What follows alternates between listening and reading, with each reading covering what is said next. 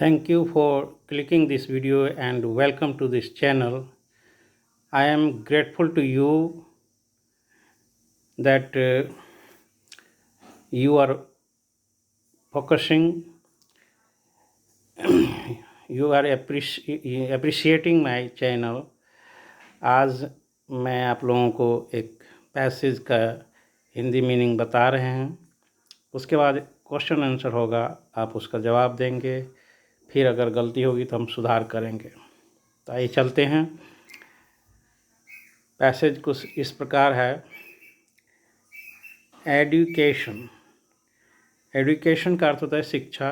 Education as Mahatma Gandhi described it, जैसा कि महात्मा गांधी इसे वर्णन किया है, is the tool for the development of consciousness and reconstitution of society.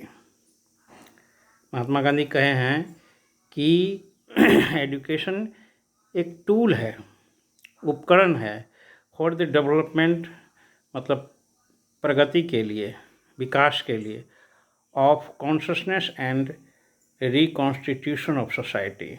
Consciousness का अर्थ होता है अवेयरनेस, चेतना, और रिकॉन्स्टिट्यूशन माने पुनर्निर्माण, समाज के पुनर्निर्माण के लिए, मतलब ये एक प्रकार का टूल है एजुकेशन, जैसा कि महात्मा गांधी वर्णन किए। सिंस इंडिपेंडेंस मतलब स्वतंत्रता के बाद से, India has stressed reforming and restructuring the educational system as part of the state intervention. Since independence मतलब जब से इंडिया स्वतंत्र हुआ है, स्वतंत्रता प्राप्ति के बाद से, इंडिया हैज स्ट्रेस्ड मतलब भारत बल दिया है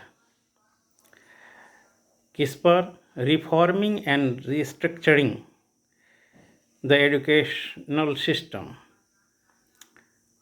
शिक्षा पद्धति के सुधार और पुनर्संरचना के लिए, as part of a state intervention, राज्य के बिचवई मध्यस्थता के हिस्सा के रूप में। The national policy on education 1986, नई शिक्षा नीति जो है वो 1986 में चलाया गया था। तो कहता है द नेशनल पॉलिसी, राष्ट्रीय नीति, ऑन एजुकेशन माने शिक्षा पर, 1986 में जो चलाया गया था, which is hailed as a landmark in the Indian educational system. The national policy on education, राष्ट्रीय नीति शिक्षा पर जो 1986 में चलाया गया था, which is hailed, जिसका अभिवादन किया गया है, एज ए लैंडमार्क, तो सीमा चिन्ह के रूप में, in the Indian educational system, भारतीय शिक्षा पद्धति में, भारतीय शिक्षा पद्धति में। provided a comprehensive framework to guide the development of education in the country. Provide का अर्थ होता है प्रदान करना। Provided a comprehensive framework, comprehensive का अर्थ होता है विस्तृत ढांचा,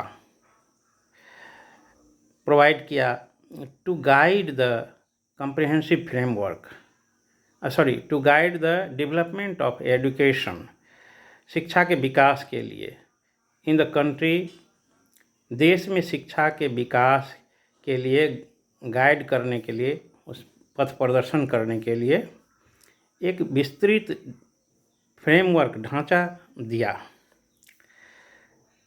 The National Policy on Education and its program of action was again updated in 1992 through similar consensual process involving all the state governments, resource organization and educationists. The National Policy on Education and its program और इसका कार्यक्रम programme of action, इसके क्रियान्वयन का जो कार्यक्रम है was again updated, फिर से अद्यतन किया गया।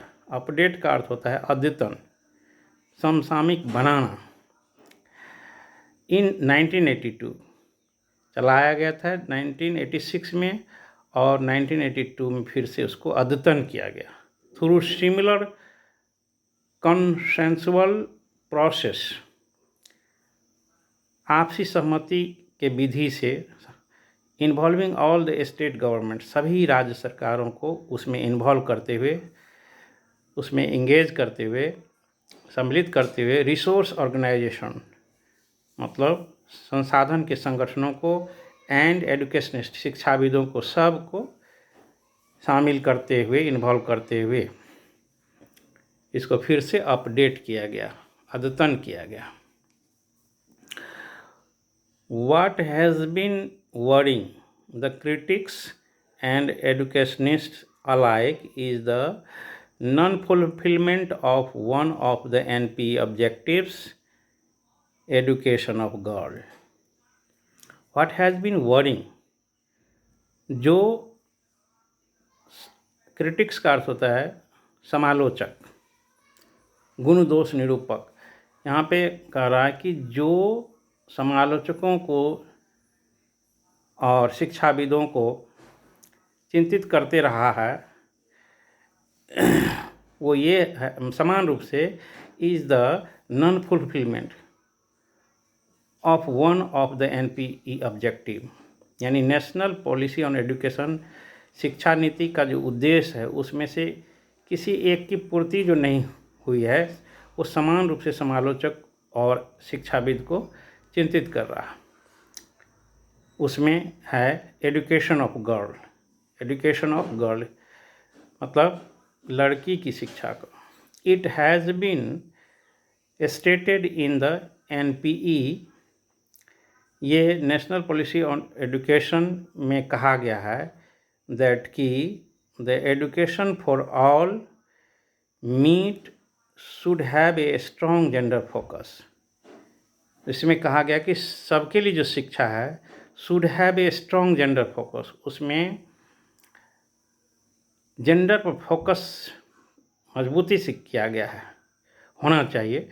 Should have a strong gender focus as education for all by definition is gender inclusive.